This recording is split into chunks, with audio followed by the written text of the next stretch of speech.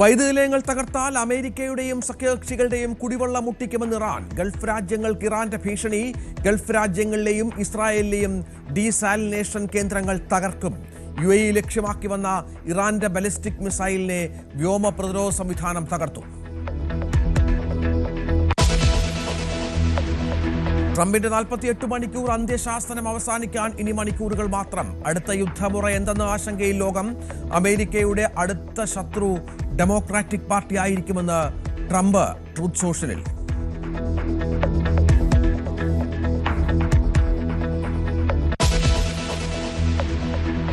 മുസ്തഫ ജീവനോടെ ഉണ്ടെന്ന് സ്ഥിരീകരിച്ച് US. മുസ്തഫയുമായുള്ള കൂടിക്കാഴ്ചകൾക്കായി ഇറാൻ ഉദ്യോഗസ്ഥർ സമയം തേടുന്നതടക്കമുള്ള വിവരങ്ങൾ കിട്ടി. പൊതുമധ്യത്തിൽ വരാത്തത് സുരക്ഷാ കാരണങ്ങളാലെന്നും നിഗമനം.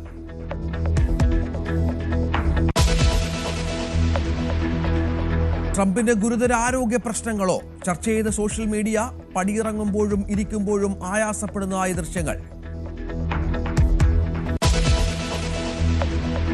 ചരിത്ര നേട്ടവുമായി പ്രധാനമന്ത്രി. സർക്കാർ തലപ്പത്ത് ഏറ്റവും കൂടുതൽ കാലം സേവനമനുഷ്ഠിച്ച നേതാവായി.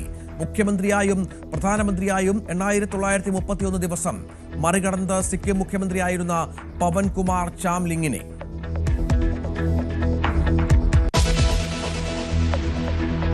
രമേശ് പിഷാരടിയെ അധിക്ഷേപിച്ച് തോമസ് ഐസക്. ഞാൻ പറഞ്ഞതുപോലെ തന്നെ അദ്ദേഹം വളരെ സീനിയർ ആയിട്ടുള്ള ഒരാളാണ്, എന്നേക്കാൾ മുതിർന്ന ഒരാളാണ്. അദ്ദേഹത്തിനോട് അങ്ങനെ ഒപ്പത്തിനൊപ്പം നിന്ന് അദ്ദേഹം പറഞ്ഞ പോലെ തന്നെ അല്ലെങ്കിൽ അനാവശ്യമായ പരാമർശങ്ങൾ നടത്താൻ ഞാൻ ഉദ്ദേശിക്കുന്നില്ല. അതുകൊണ്ട് തന്നെ അദ്ദേഹത്തിന് എൻ്റെ കയ്യിൽ നിന്ന് നേരിട്ടൊരു മറുപടി കൊടുക്കുന്നില്ല. ബഹുമാനം, സ്നേഹം മാത്രം. കോമാളി എന്ന അധിക്ഷേപം സംസ്കാരം സമരം ചെയ്താൽ കിട്ടുന്ന കാര്യമല്ലെന്നും ഐസക്. അധിക്ഷേപ പരാമർശം തെരഞ്ഞെടുപ്പിൽ ചർച്ചയാക്കാൻ UDF. സാദിഖ് അലി തങ്ങൾക്കെതിരെ സമൂഹ മാധ്യമത്തിൽ വ്യാജ ആരോപണമെന്ന പരാതിയിൽ കേസ്. മുസ്ലിം ലീഗ് പരാതിയിൽ മലപ്പുറം സൈബർ ക്രൈം പോലീസ് കേസെടുത്തു. സാദിഖ് അലി തങ്ങളെ പിന്തുണച്ച KT ജലീലും രംഗത്ത്.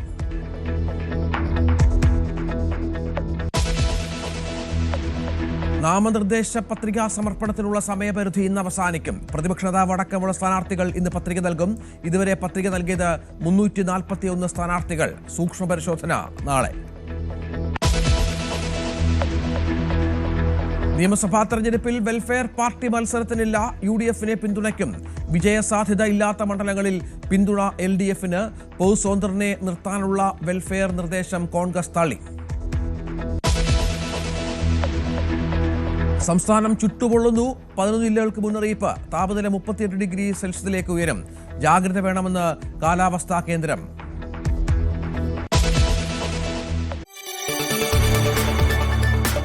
കൂടുതൽ വാർത്തകൾക്ക് News 18 Keralam YouTube channel subscribe ചെയ്യുക.